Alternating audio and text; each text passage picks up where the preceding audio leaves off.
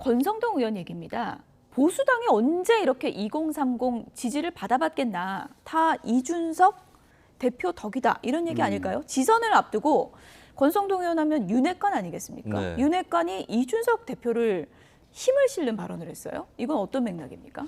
네, 이것도 선거에서 승리했기 때문에 또 있을 수 있는 풍경이 네. 아닌가 싶은데요. 어떻게 보면 뭐 윤핵관이라고 불렸던 권 의원하고 이준석 대표하고 어느 정도 잠재적인 갈등이라든지 이런 것들도 있었을 텐데 선거 끝나고 나서 2030 여론이 사실 뭐 여성 남성 간의 표심 차이가 많이 났었고 전체적으로 보면 비겼다 정도의 수준이거든요. 예. 그래서 이준석 대표가 공언해왔던 세대 포위론, 그러니까 2030까지 끌어들여서 40대라든지 이쪽을 포위하겠다라고 하는 것이 사실 거의 불발에 그쳤다고 봐야 될 거예요. 여기에 대해서 이준석 대표에 대한 문책 이런 여론이 좀 강해지고 있는데 하지만 거꾸로 생각해 보면 과거에 또 2030 세대에서 이만큼이라도 지지받은 적은 거의 없었다라고 하는 거. 그래서 이만큼 지지받은 것도 이준석 대표의 공로다라고 하는 거를 권성동 의원이 좀 상기를 시켜준 것이고 어쨌든 지방선거를 앞두고 이준석 대표 체제는 또 계속 돼야 되는 것이죠. 그렇다면은 당내 일원의 입장에서 대표의 공로가 있으면 또 있는 대로 인정하는 게 중요하다라고 하는 것 그리고 대선이나 경선 과정에서 있었던 좀 균열 이런 예. 것들을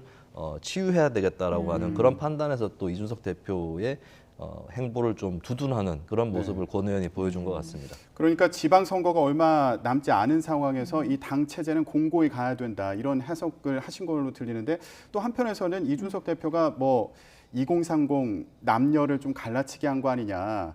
지금 접전 이 대선 결과에 책임이 있는 거 아니냐 이런 지적도 계속 나오고 있는 거잖아요. 예. 이런 한계는 어떻게 극복을 해야 될까요? 일단 권성동 의원이 이준석 대표를 옹호한 것도 그런 의미도 숨어 있을지 몰라요. 그러니까 이준석 대표를 앞으로 좀 설득을 해나가야 된다라고 하는 필요를 국민의힘 일각에서 느끼고 있죠. 여성 표심에 대해서도 신경을 써야 되니까. 근데 신경을 쓰려면은 대표님이 잘못하셨습니다. 이렇게 얘기하기보다는 대표님 잘하셨는데 부족했기 때문에 좀 이렇게 합시다라고 부드럽게 설득하는 과정이 필요하기 때문에 아마 권 의원이라든지 당내 일각에서도 이준석 대표에 대해서 좀 공로를 높게 치는 것 같고 아마 이 대표도 앞으로는 좀 더 고민을 해야 될 거예요. 왜냐하면 국정을 운영하는 데 있어서도 또 본인이 또 앞으로 정치를 하는 데 있어서도 강력한 반대층이 존재한다라고 하는 것은 썩 좋은 일이 아니거든요. 예. 그렇다면 이제 강력한 반대층을 좀 이렇게 풀 수 있는 그런 방안들을 국민의힘이나 또 당선자나 이준석 대표 다 같이 좀 깊이 고심을 해야 되지 않을까 싶습니다. 예.